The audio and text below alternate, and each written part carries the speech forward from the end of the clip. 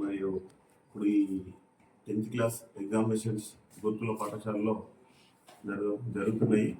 అందుకనే ఈ రేగూడ మండల ప్రజలకు సరైన పద్ధతి ప్రకారంగా వెహికల్స్ నడపాలి, తాగి బండి నడపకూడదు. మైనర్ పిల్లలకు బండ్లు స్కూల్కు వెళ్ళేటప్పుడు బండ్లు వెహికల్స్ ఇవ్వకుండా, మరియు వాళ్ళకు సరైన టైంలో ఎగ్జామ్ టైంలో వాళ్ళకు స్కూల్ దగ్గర వదిలిపెట్టగలరు.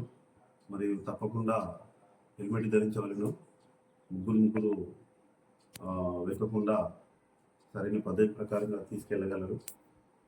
మరి ఈ రేగూడ మండల ప్రజలకు విజ్ఞప్తి చేయండి.